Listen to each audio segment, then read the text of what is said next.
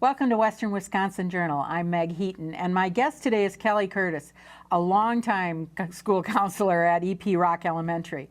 Over the years, I've had the chance to interview Kelly on her many initiatives at the school, and today we're going to talk about one more that has earned her the Wisconsin School Counselors Association first ever Equity Award. The new honor recognizes a counselor who has made significant contributions to the advancement of education equity for students. Welcome, Kelly, and congratulations. Thank you. I think I'd like to begin by having you explain what equity education is. Sure. I think that we, in our schools, we always see all students as our students. And if you look at our mission statements or our, goals or whatever, and certainly my role as a school counselor, we say all. And in order to truly be all, that means we need to be helping all students, no matter what color, creed, gender, whoever comes to us, we need to educate and meet them where they are. And so for me, equity education is a way to encompass learning strategies, teaching strategies, meeting students where they are, no matter what differences that they might have. And so that typically means that we need to change our, the way that we operate as educators, rather than necessarily the student changing the way that they operate all the time. So it's meeting students where they are, no matter who they are. And this is critically important at a school like Rock, which traditionally has been and continues to be, I believe, the most diverse elementary school in the district. Can you talk a little bit about the school population there? Sure. Yeah, and I don't remember the percentages now because our school makeup has changed somewhat when they did the boundary changes, and we have fewer students than we used to have. But I think it's somewhere in the 20s, so probably 29%, something like that, is students of color. And, we have a lot of different languages here.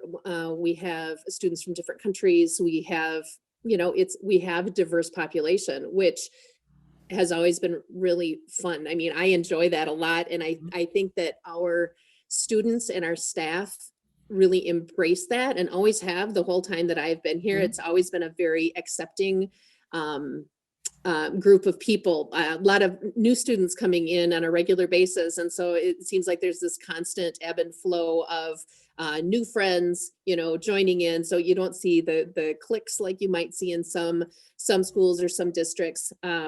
So it's just, I feel like the feel here has always been just really accepting. I guess that's how I would say it. And there's, in addition, I mean, I remember at one point when we talked, there were at least 10 different first languages at Rock. And it was a very socioeconomic diverse population, as well as the fact that you had non-white students as well, that it was, you didn't have, sometimes in Hudson, people would talk about, richer boundaries and over that, Yes, no, we have a range. We just have a real range of families here, and it makes it a robust group. A lot of differences, I think, makes things more interesting. Yeah, but we have a range, a lot of different things, a lot of religions. Just we have a lot of differences in this building, and it makes it a really fun place to work. Let's talk about that research that you did. Give us a sense of what you found and what prompted you to do it in the first place and what you found. Sure. So we have what's called PBIS, so Positive Behavioral Interventions and Supports. And so that is an intentional way of teaching all students the behavioral expectations in a building, so that we don't expect kids to just know what is expected of them. It's kind of like, we don't expect kids to just know how to read. We teach them how to read. We don't expect kids to just know how to do math. We teach them how to do math. Well, PBIS is something that we do in all of our elementary buildings to intentionally teach all kids those behavioral expectations. And so part of what goes along with that is then we are collecting behavioral data on students. So students that are maybe not meeting behavioral expectations might earn a reteach, or they might earn an office discipline referral. And so what we were finding, this was a few years ago, we were trying to figure out where all of the ODRs were coming from. and just we were really kind of digging into data. And what we were discovering is that there was a big gap in the percentage of ODRs, office discipline referrals, that were coming from students of color versus white students. And when we dug in, so that was alarming, because we don't want that to be happening. Like if a student population is 13% of the school, then what you want to be happening is that 13% of the students with office discipline referrals should also be that population. Okay. And what we were discovering is that it was significantly different than that. It was like, I think it was 29% of, I don't have it in front of me, but it was like 29% of students who were non-white were earning office discipline referrals, but it was only 19% of the students were that population. And then it was kind of the opposite for white students. So when we dug into the data a little more, what we discovered is that many of the students that were non-white that were earning those office discipline referrals were also new students. So they were new within, the previous year. And so what we did was to really boost the new student programming to help students learn the norms, what we expect in this building, because perhaps they were significantly different than what was expected in their previous community, their previous school, wherever they came from. And it can just take a time to transition anyway. So we really, really focused on that. Individual counseling, small group counseling, just kind of those check-ins to really help increase the engagement to our school community. And what we found is that after a year of really having that intensive programming, we closed the gap so that it was nearly even. And that's of course what you want to be seeing. You want to see that the same percentage of students in that population would be the percentage of students earning office discipline referrals in that population. Okay. So I know that was only one part of it. Once you had the data and you knew what was going on and you could do that. But how did you do that? And how did you work with teachers and the other staff and parents to get this done? Yes. So over a course of several years, we did some programming with staff to help explore our own biases, because what we have to wonder is, are we writing an office discipline referral for this student and not this student because we have some sort of bias that maybe we don't even realize? And so we did a few book studies. One of them was in the summer. It was a book called Small Great Things. It's actually a fiction book, but it helped to show bias, and it shows different perspectives of different characters in the story.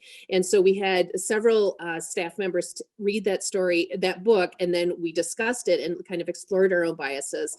We had some professional development exercises where we also looked at biases and also privilege. So the privileges that each of us maybe experience or don't experience, and how that can change the way that we view the world.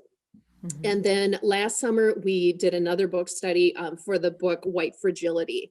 And that again was a pretty striking look at our biases and also the reasons that we as white people sometimes have a really, really difficult time talking about race and talking about racism. And so what's happened over the years is, not only have our staff really found ways to acknowledge our own biases when we're making decisions about discipline, but we're also acknowledging that those biases that are within us, that, maybe we need to look at things a little differently. So even just in the last month or so, we were doing a PBIS, like something we're working for. And so we're putting tickets in buckets. And one of the choices that kids could vote on to earn as a reward is Wacky Hair Day, which we've done for years, right? But I had two different staff members come up to me. They had not talked to each other, but they both felt comfortable coming to me to say, I read this article that said that it could be seen as a microaggression against students of color to have Wacky Hair Day, because then sometimes what happens is that students will, they'll do their hair up in a way that is actually, it might look like an African American's hair. So it's an ethnic hairdo. And I was just so I was just so heartwarmed, I guess, because I felt like they could say that to me. They could say, hey, they could be vulnerable and say, I'm concerned that this thing that we've done for years maybe isn't the right way to go, and there are other ways to do it. And I was like, absolutely. These are the courageous conversations that we need to have in order to do what is right for all of our students. Well, and talking about race and racial bias can be really tricky with people. When you first started this and brought this up, did you? I think you mentioned that you got some pushback. It was not an immediate. Right. No, embrace. I did. And I have felt that same fragility that I know that staff members would feel. None of us wants to be, to feel like we're being racist. None of us wants to think that. No, none of us wants to think that another person thinks that what we were thinking might have been biased or racist. But honestly, the more that I read and the more that I kind of explore bias, we really just have to lean into that. We need to acknowledge that we do have biases. We were raised in and have been adults for, a long time in society, which is not perfect, a society that has biases everywhere. And so we have this frame of reference that makes things happen in our brain that maybe we don't want to happen, and we can work directly against. But if we don't acknowledge that the racist tendency is there in the first place, we really can't battle it. We can't do anything about it. We can't make any change. Well, and the other thing too is I know that it's difficult in a community like Hudson, which is predominantly white and not, or, we don't have a lot of non-white families living here. We have more than we did, when we first moved here in '89, but people just don't think that it's an issue that we need to address in our schools at all. And my thinking is that, wait a minute, we're educating our kids to not just live in Hudson on, Grandview Drive, but we're preparing them to live in the world, and the world is getting smaller, not larger, in terms of connectedness. So what do you say to that when people say, well, it's not really that big of a deal here in Hudson? Right. Well, and I would say that is kind of what a lot of us have believed for a very long time. And what we know now is that it really is a big deal. So first of all, it's a big deal for the students of color that are here, even if there aren't that many. It's really important that a student of color sees themselves, somebody that looks like them in a book or in a story or in a video that we're watching, or they have to see themselves, right? Just like any of us would want to see somebody that looks like us on something that's a lesson or whatever. So first of all, there's that.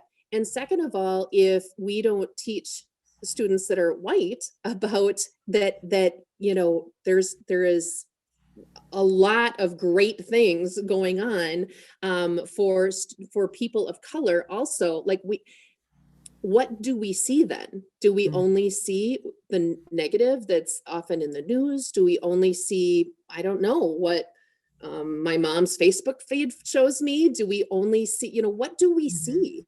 And so that's part of that equity. So if we are not teaching in an equitable way, then we're not teaching all students, and we're not providing that, culturally responsive learning that all students, non-white or white, deserve to have. And you're right, we're going to send our kids out into a world that is very diverse and very global. And if we are, if we send kids out into the world with a whole lot of biases that they're not aware of and a very, very narrow view of life, I don't think that we're doing what we need to for them as students that are going to become adults.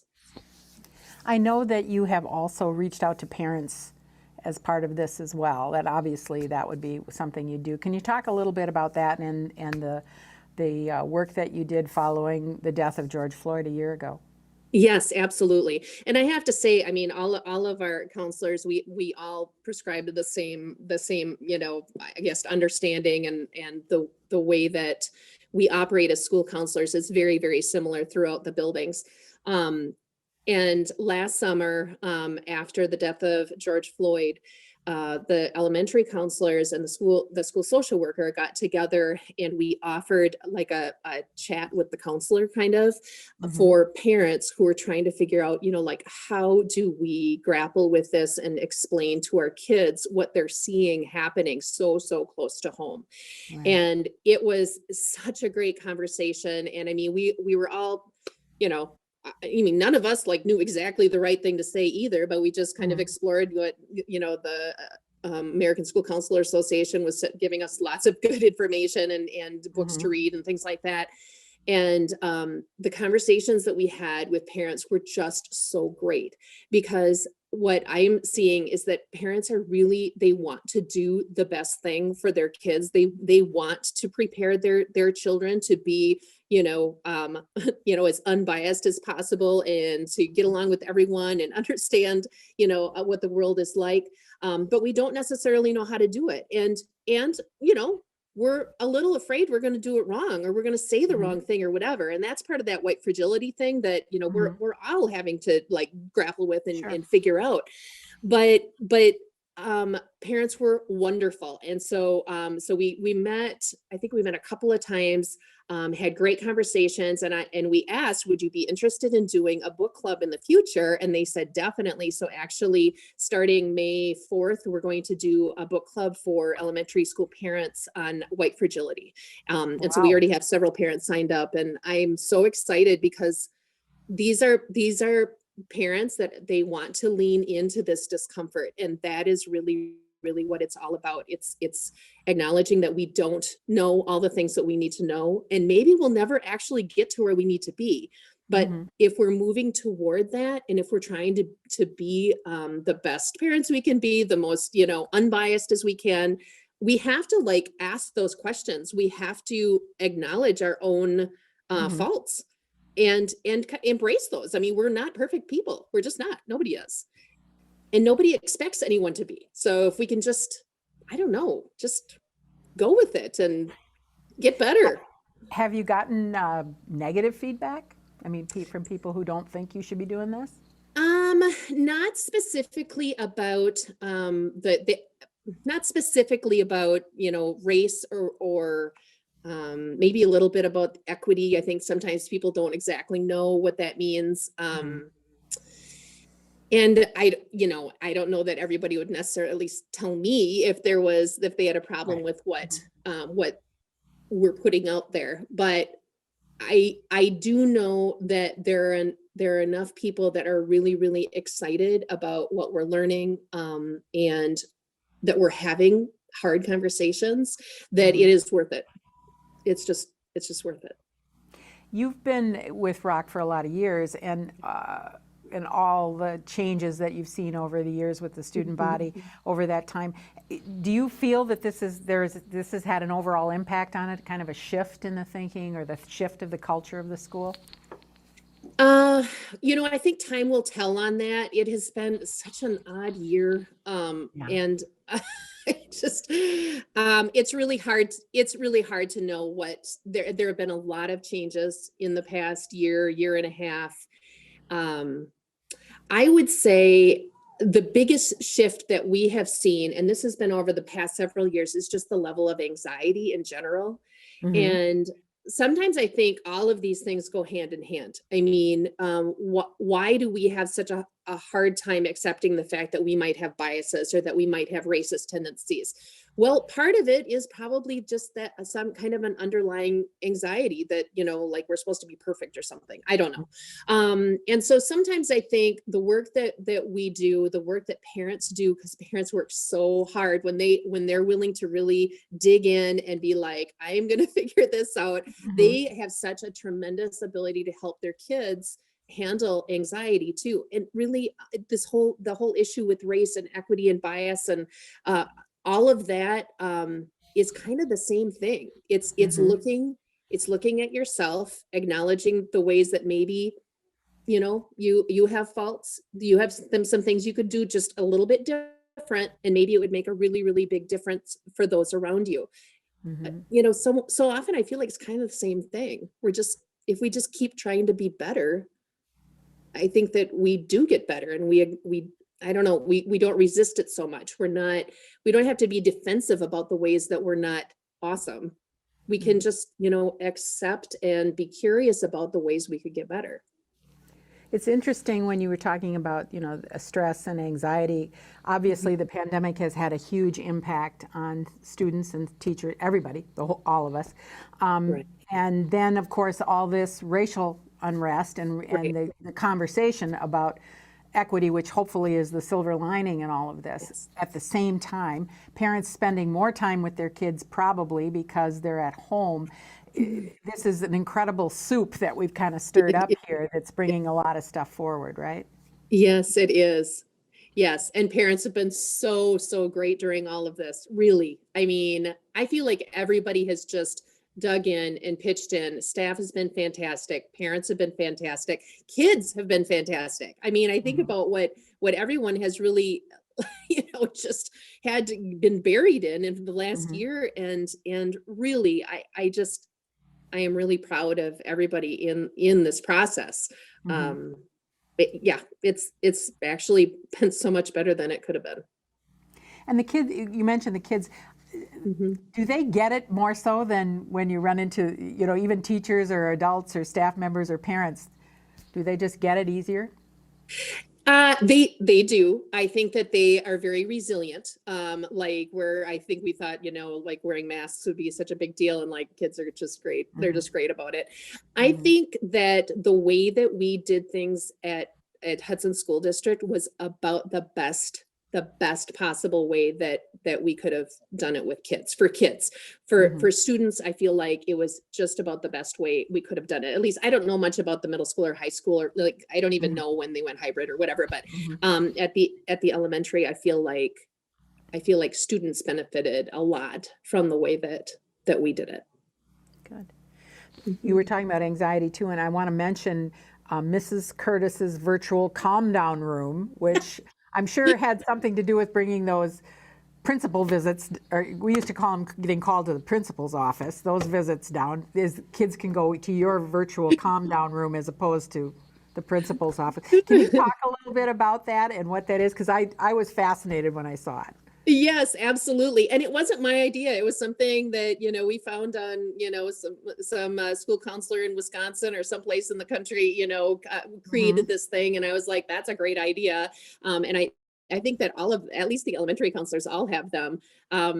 It started last spring. So it was when we were trying to figure out how to connect with students when they're at home and we know that they're struggling and they're not here, and we're not here either.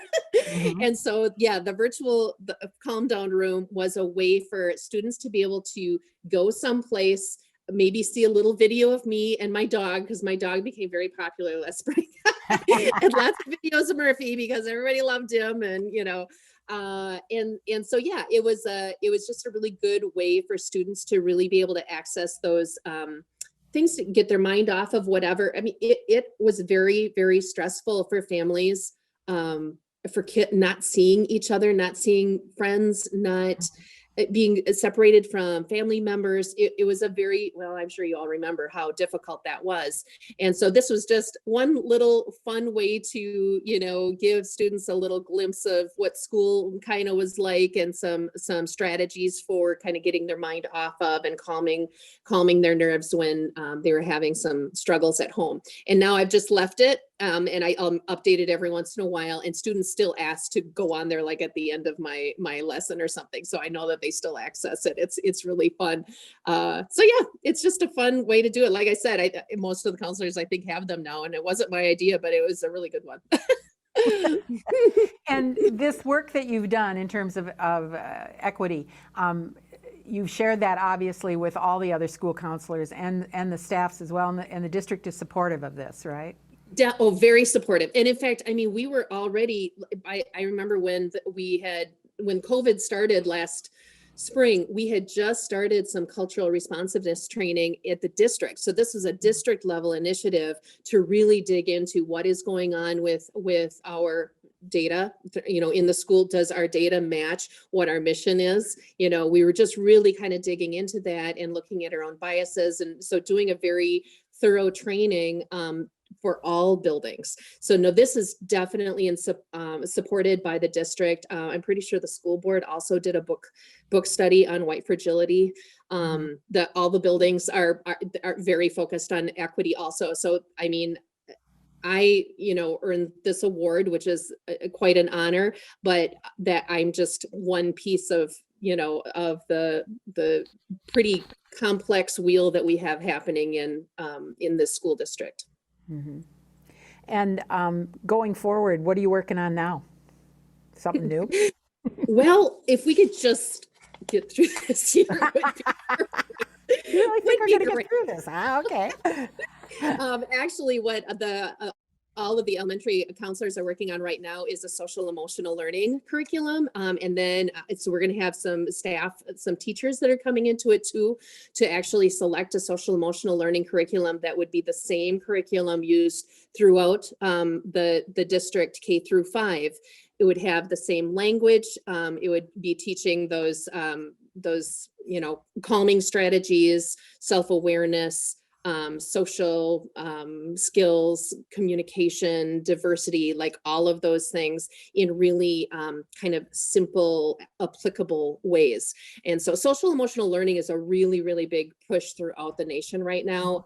And Hudson School District we're right on it. And so I'm excited about that. That's probably our biggest focus right now. And I would imagine some of the things that you've learned through the course of the research and all the things you implemented, if that will become part of that as well. Absolutely. Well, I know that one of the very important things that we were looking for as we were, just really kind of digging into the curriculum that we could pick was diversity, equity. We're not definitely wanting to make sure that there's some component in there that we continue, pushing that learning to everyone. So we're always looking at, are the characters diverse? Are there, the names that they use diverse? It's all of those things. Yeah. Well, I have appreciated all the work that you've done, and I'm hoping is the article that Rebecca Mariscal wrote about you, is that posted on the website, on the district website anywhere or anything like that? I don't know. That's a great question. It'd be great if they would do that, because I think it's an excellent article. She did a great job. She did a really good. Yeah, and there's the graph there about all the different things. And the other thing, in closing, one of the things that you said to me that I think is so true is I'm quoting you, claiming to be not a racist without actively working against racism is just a way to settle into the status quo. Yes. And I commend you for I don't think you've ever accepted the status quo in my knowledge of you over the years. So again, thank you very much for sharing this with us. And we look forward to the next time you get an award. Thank you so much. You have a good day. Thank you. And thank you to all of you who have joined us. Hopefully you will be able to check maybe on the district's website to see if you can find the article about Kelly's work here. And we'll look forward to seeing you again. Thank you.